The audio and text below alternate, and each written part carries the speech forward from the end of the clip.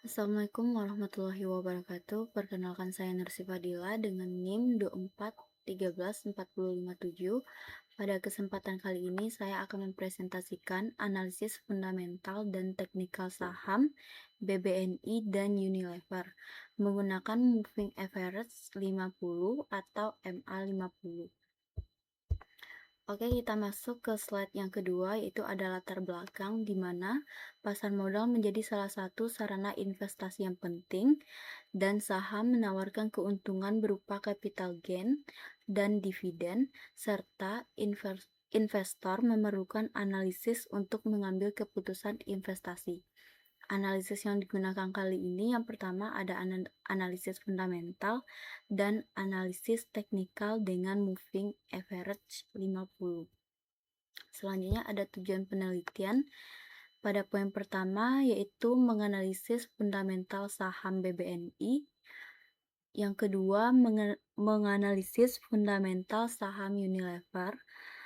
Ada menganalisis tren harga BBNI menggunakan MA50 dan menganalisis tren harga Unilever menggunakan MA50, membandingkan hasil analisis kedua saham, dan yang terakhir memberikan rekomendasi investasi.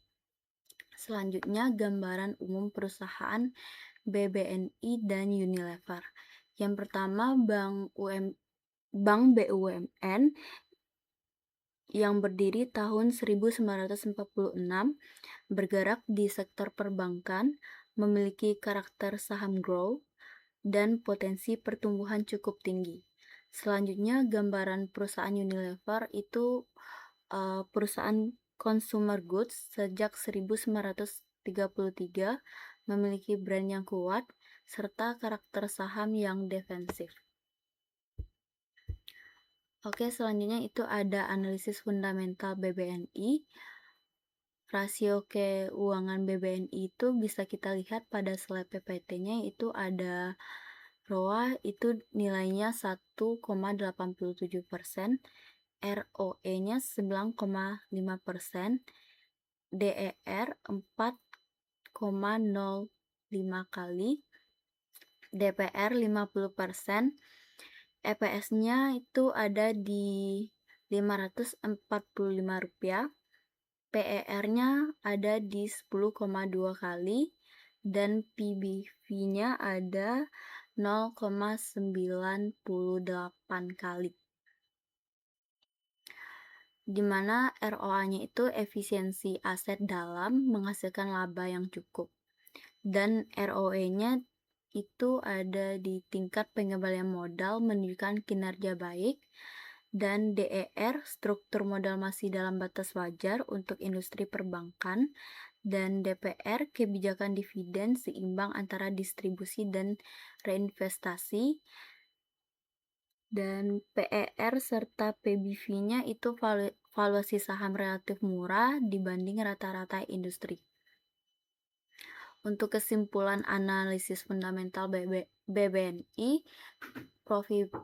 profitabilitasnya cukup baik, valuasi saham relatif murah, dan cocok untuk investor yang mencari pertumbuhan. Selanjutnya kita masuk ke analisis fundamental Unilever. ROA-nya itu ada di 30,5%, efisiensi aset sangat tinggi dalam menghasilkan laba. Selanjutnya ROE-nya ada di 122%, tingkat pengembalian modal yang sangat kuat. Dan DPR ada di 3,0 kali, struktur modal dalam batas wajar untuk industri consumer goods. Selanjutnya DPR ada di 91%, kebijakan dividen agresif dan konsisten setiap tahun. PER dan PBV-nya ada di 27,6 kali dan 33,3 kali. Valuasi saham relatif mahal dibanding rata-rata industri. Unilever menunjukkan fundamental yang sangat kuat dengan profitabilitas tinggi dan kebijakan dividen yang stabil. Namun, valuasi yang relatif mahal menjadikan Unilever lebih cocok bagi investor jangka panjang yang mencari stabilitas dan pendapatan pasif dan dari dividen. Untuk kesimpulannya yaitu ada profitabilitas sangat tinggi, dividen besar dan stabil, serta valuasi saham relatif mahal. Selanjutnya ada analisis teknikal menggunakan MA50. Moving Average 50 rata-rata harga penutupan saham selama 50 hari perdagangan terakhir. Untuk contoh chart MA50-nya bisa kita lihat pada slide yang saya tampilkan, di mana MA50 itu membantu mengidentifikasi arah tren dan memberikan sinyal beli atau jual yang lebih akurat. Fungsi analisis teknikal MA50 itu ada mengidentifikasi tren harga, menentukan sinyal beli atau buy sinyal, menentukan sinyal jual atau sell sinyal, dan sebagai support dan resistance dinamis. MA50 adalah indikator sederhana namun efektif yang dapat membantu investor mengambil keputusan investasi yang lebih baik. Hasil analisis MA50 untuk BBNI dan Unilever. Untuk BBNI, di mana responsif terhadap kondisi pasar, cocok untuk strategi growth investing, dan MA50 membantu melihat menentukan kenaikan harga. Selanjutnya kita lihat pada perusahaan Unilever, pergerakan harga lebih stabil, cocok untuk investor jangka panjang, dan MA50 efektif melihat tren jangka menengah. Hasil analisis MA50 menunjukkan bahwa BBNI memiliki momentum kenaikan lebih kuat, sementara Unilever bergerak lebih stabil dengan tren jangka menengah.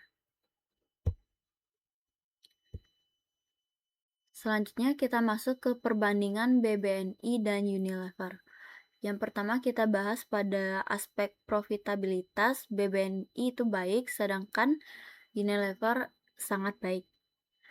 Pada aspek ROA dan ROE, BBNI lebih rendah, sedangkan Unilever lebih tinggi. Ada aspek dividen, BBNI 50%, sedangkan Unilever 91%. Selanjutnya pada aspek PER dan PBV, BBNI lebih murah, sedangkan Unilever lebih mahal. Selanjutnya aspek karakter, BBNI itu karakternya lebih grow, sedangkan Unilever memiliki karakter defensif. Keduanya memiliki keunggulan masing-masing. BBNI lebih menarik untuk investor yang mencari pertumbuhan, sementara Unilever cocok untuk investor yang mengutamakan stabilitas dan dividen tinggi.